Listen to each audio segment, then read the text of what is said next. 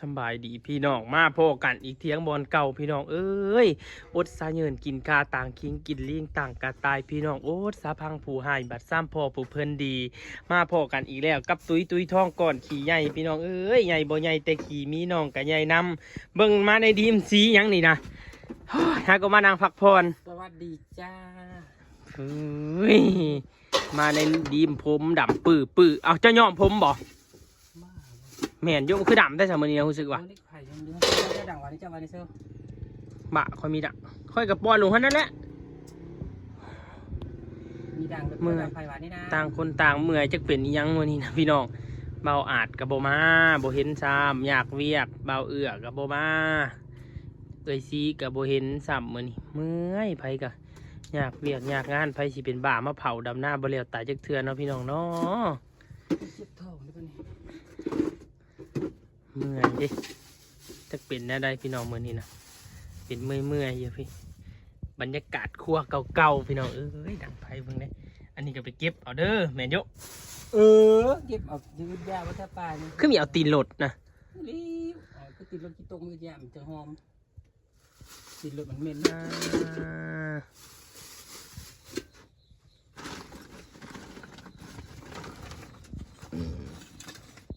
พี่น้องเอ้ยเมื่อยบัดนี้ดังไฟแล้วก็มาพากันนอนอยู่จักมันเป็นได้มื้อนี้นะ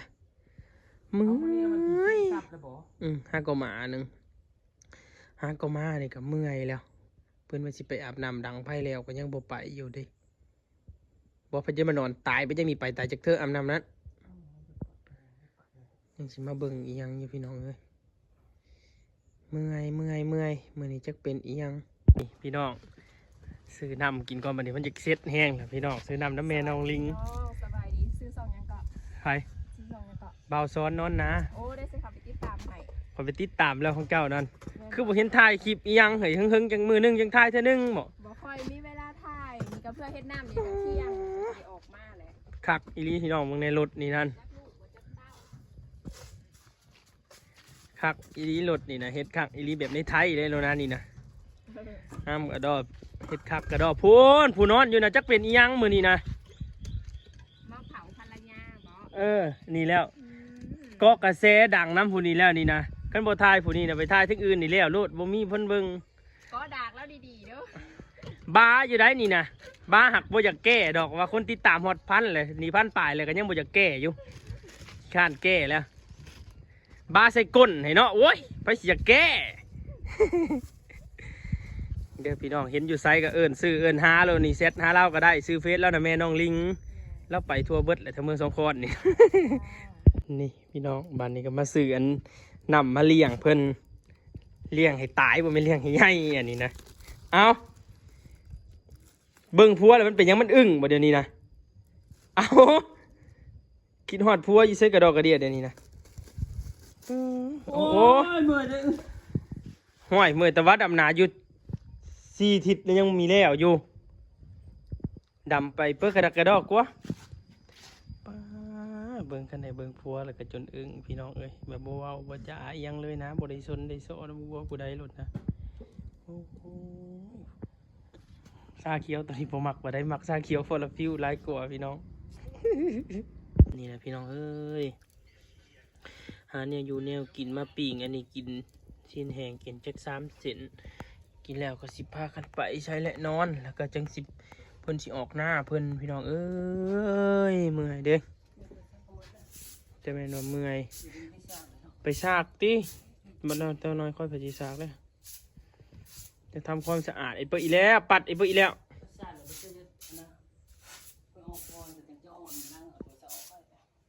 โอ้ยมันสิหยาเปิ้ลโหซากก็ได้2 อันอยู่เมื่อยอีหลีเบิ่งให้ไปนอนลงอีแล้วเพิ่นยังว่านอนลงกระดอกกระเด้แล้วก็เบิ่งผัวเก่า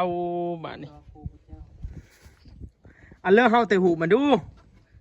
ให้พี่ให้น้องเบิ่งน้ำแน่มาว่ามันรอสำเบาซ้อนอยู่บ่ โอ้พี่ดองเห็นเบิดแล้ว บ่ในไส บ้านสิบ่เห็นคลิปเขามาอยู่น้ำกันนะมันลงมากินข้าวอยู่น้ำกันนี่พี่เลย เอ็ดคลิปเลยเห็นแล้ว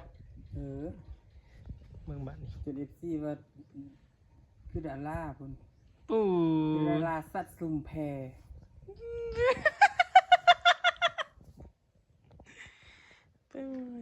บัดนี้เบิ่งโพสแล้วเอ็ดเปิ้ลก็มีถือบัดนี้เอ็ดนะเอ็ดเดี๋ยวนี้เฮ็ดโคหมกอยู่นอนอยู่บัดนี้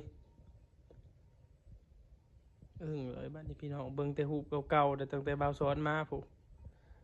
คือถอดตายเพิ่นกระดักกระดอกวะคือถอดหลายขาหายซะเหยมันนะแต่ถ้าได้เป็นนี่เข้ามาซื้อเอาจาก4-5อันจาก3,000ก็มีให้อ่ะบ่ได้จ้างค่ารถตามลงไปหาโพ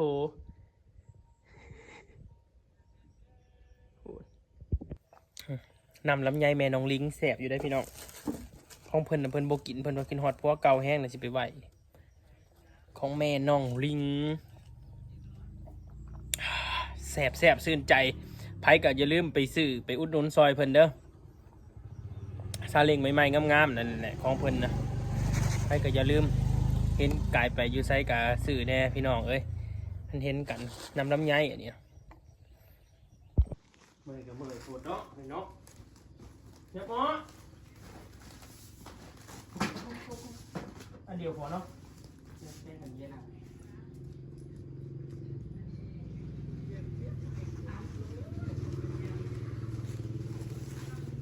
เพราะอันนี้ก็เป็นคอจะเรียวเนาะปูเขา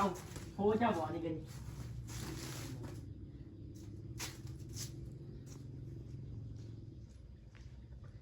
นั่งกินสบายเลยเนาะต้องเนี่ยน้องเจ้านี่เนาะคือแบบเป็นจังเนาะไปกินซี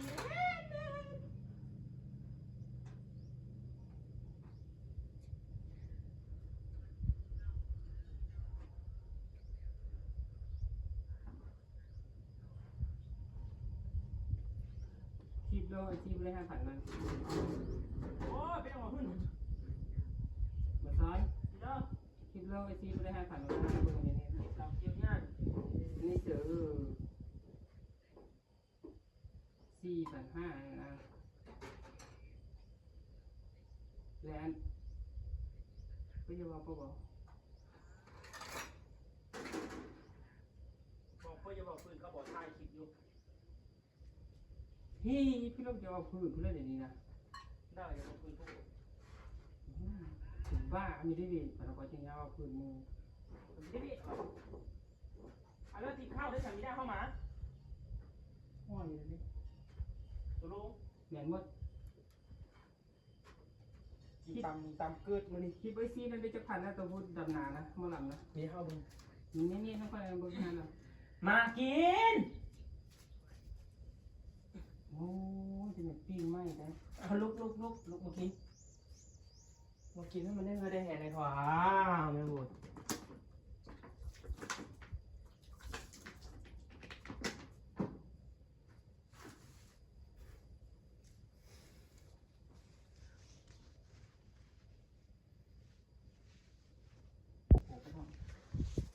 มาพี่น้องมาโอ้แป้งมากินทั้งนั้นก็บุกิน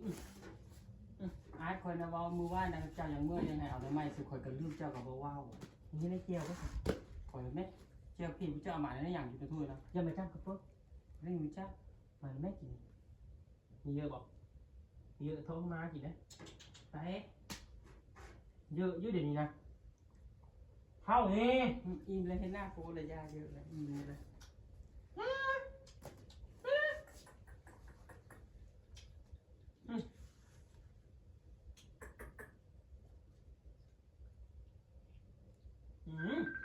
โอ้มันจิโดนเนี่ย มันนี่ได้กินอัน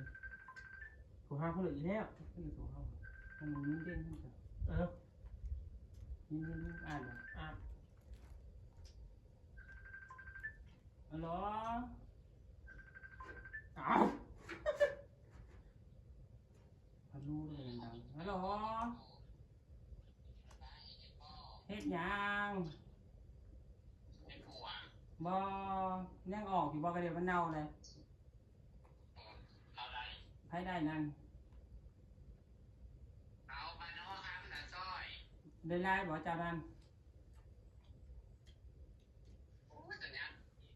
มีสัญญาณได้ไล่บ่ของเจ้านั่น โอ้ยจะเป็นเล็กตู้เซอร์ ได้ไล่บ่ของเจ้านั่น มาเลยอ่านกินเขาอ่านบอก ใครโทษนั่นผู้ใดโทษ มากินเขาอ่ะโอ้ย กินข้าวมาเด้อ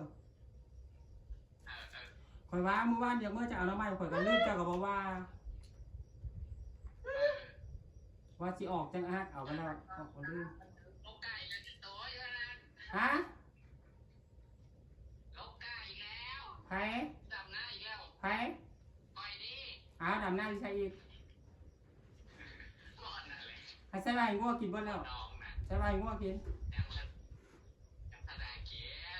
แล้วเป็นได้จังจากดำมานี่บ บ่ อก ให้มัน300ศอก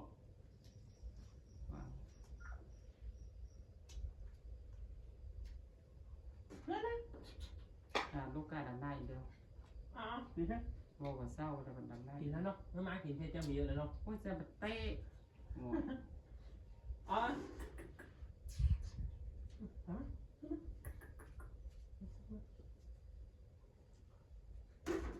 มันไม่ได้มันง่ามแล้วมันก็มีแสงได้มา กินกับปลากระป๋อง เย้แล้วมันวน อ้าวจะมีกินเลยกินนะแม่อ๋อมานี่นะพอแล้วเอาแม่ตีมึงนึกมึงกินเส้นไว้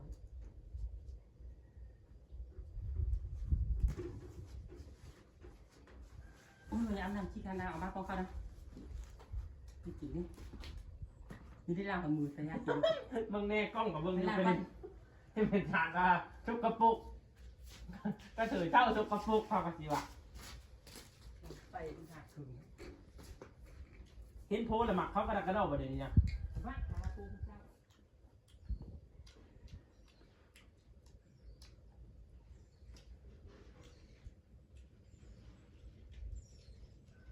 เฮ้เฮ้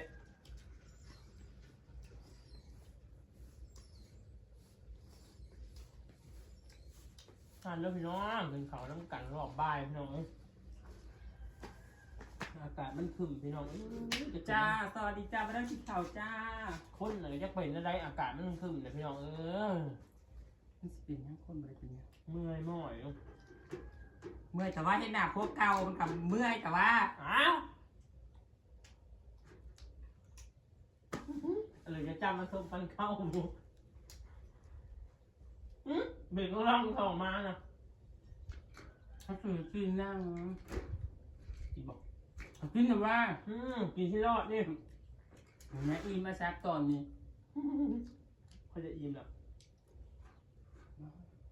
ฮัดอย่างนี้มากินข้าวกับกินหลอดตบมือขึ้นมาละงูคอยทอดพื้น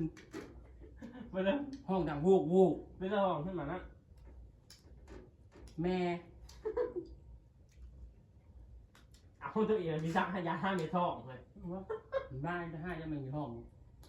ถ้ามันมีบ่อกินข้าวมาแล้วมันเยอะครับมันอาจจะไปเยอะมันเพราะโอ้ นี่มันเป็นหุ้นเหมือนเลยไหมนะ มันก็เป็นแห้ว แต่เยอะ แซ่ดอกพวกเอ๋กิน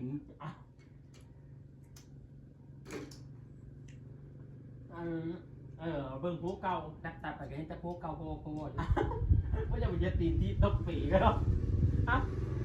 คนเอาอันนี้นะอ้าววีดแล้วมันมาหายาห้าเมทองนั่นเพราะมันมาซักก็ได้ไหม คงอยากนี่หน้าพวกเก่าจะเหนื่อยหน่อยนับมันถือครับ จะขมักเขาแหงหัว ทำไมวะ อ้าวเขาได้มีอยู่กันดิ ไม่ได้วะก็ มีเขานะครับพ่อมี ได้มีกับมีเขาโอกาสเขาอยู่ แหละเขาไปยืนเทศนะมิไปเซเว่นเชฟบางก็คืนกันเข้าไปถ้าเท่านอนบ้านกันเขาเอาไปนอนน้ำ เมื่อมันมีโยนโป้มันกับตัวบอกค่อยไปนอนโป้ ใช่ไหมครับไป ไปแต่ว่าโป้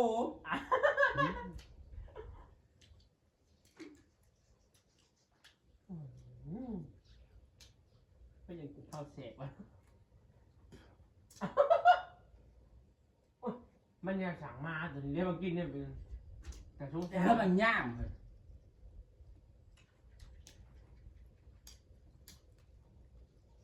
ตายเกิดเพราะมันยังตุ้ยก็แล้ว คุ้มห้าเราซื้อทงมา3 บาทนั่นเลยเป็นตัวทำไม่เป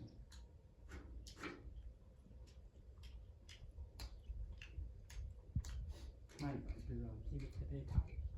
กินจังไปกินนั่งนะเฮ้ย เดี๋ยว เดี๋ยวไผ่อย่างลุก ตาตัวเองเป็นผู้จีนตาโมง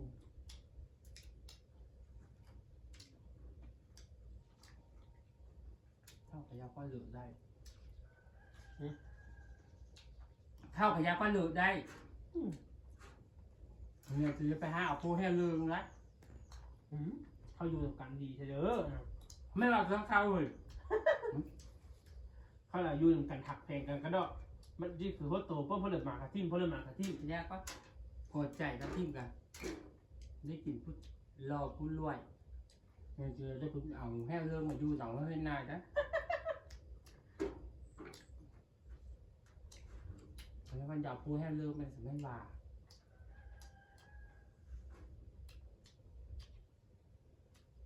สิยอมเท่าทิมซื่อๆอยู่เลย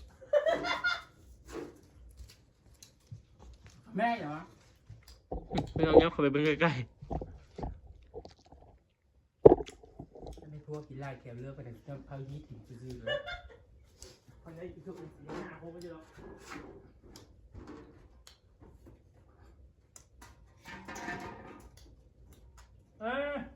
ยังมาเห็นตรงซีไปเลยตรงที่โพเจ้าอีละ ผมชี้โพจะแล้วตายสมาหิน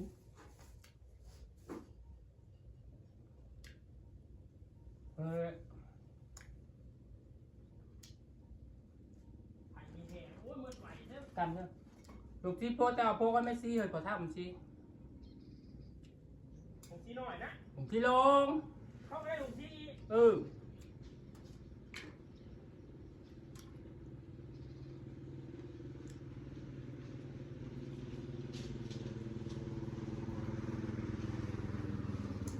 ตอนแรกตอนแรกเขาจะไปชี้นะ ที่อยู่ที่ผู้อื่นทำไมจะไปชี้ลงชี้โพมันจะชี้เท่าไหร่ห้ามมันอ่ะ ไม่แต่ได้กินดอก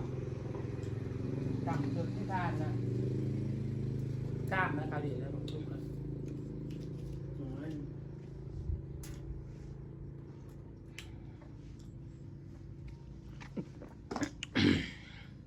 กินข้าวกับมาพี่น้องเอ้ยพี่น้องเอ้ยชีวิตกระเทยหนาวพี่น้องเอ้ยเบิ่งหูเขาแล้วก็ขึ้นหอดเขาขึ้นหอดเขาแล้วก็นั่งเฮ็ดโจโลอยู่บ้านนี้เฮ็ดหยังกับบ่ถือเฮ็ดหยังกับบ่ถือ เขาคือเขาตัวโพพุทธเจ้าพุทธเจ้า กินเปื้ออันนี้บ้านนี้ป้ายังอิดคือผู้หญิงก็ได้ป่ะเจ้านะ แต่เราไม่รู้จักบอกว่าผู้หญิงนะเต้ อารมณ์บ่ดีพี่น้องเอ้ยมื้อนี้นะจักเป็นตายยังจังอารมณ์บ่ดีแต่ก็มื้อนี้นะบ่เห็นโพเก่าพัดอารมณ์บ่ดีเขาซะแล้วบอกทิ่มซะเยอะมาแจ้งเตือนมาจากเธอบัดนี้นะ มา คือผู้หญิงเนาะพี่น้องว่าบ่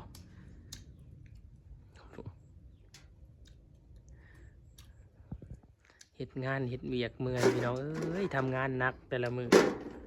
โหมันแล้วมากินข้าวค่ำโลงก็ดอพี่น้อง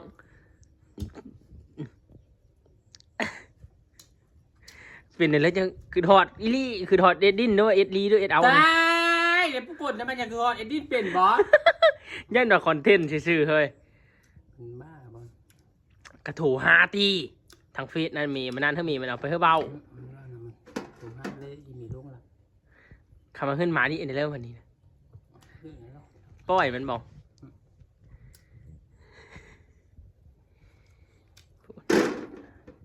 คิดฮอดขั้นว่าคิดฮอดแล้วกินข้าวแซ่บปานนี้นี่จะไปคิดฮอดไผเด้อพี่น้องพี่น้องกินฮอดขั้นไผก็สิกินข้าวแซ่บได้นี่บ่อันนี้พอกินฮอดพอกินข้าวได้ลงรวยพี่น้องเอ้ย ตายมันกินข้าวมันตายแล้วแล้วมา ขึ้นฮอดผัดกินข้าวแซ่บได้นี่คิดฮอดเป็นแต่จะตีนถีบด้วยเนาะพี่น้องเนาะ หมายว่าคือว่าโพสเป็นโรคซึมเศร้าอยู่มันกระจายเหรอวะ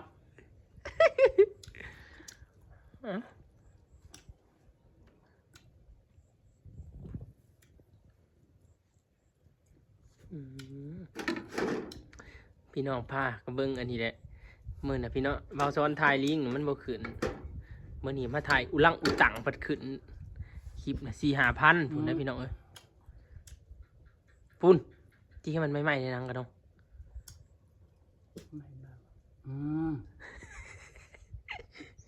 มันเฮาค่อยเอ็ดป่ะบัดนี้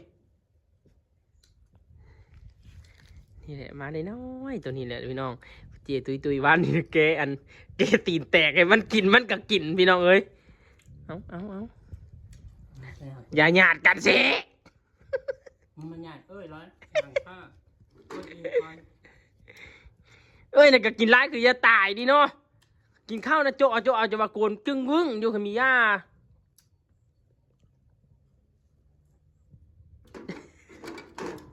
ว่าไปเบิ่งหนังกันได้อพี่น้องเด้อพี่น้องมีบัวกินอีหยังจนเกลี้ยงว่าแม่นม้ากินพี่น้องมาซ้อนกันไปจีนางมาให้กินอีกเอาพี่น้องคลิปนี้ก็ยาวพอสมควรแล้วนะจ๊ะพี่น้อง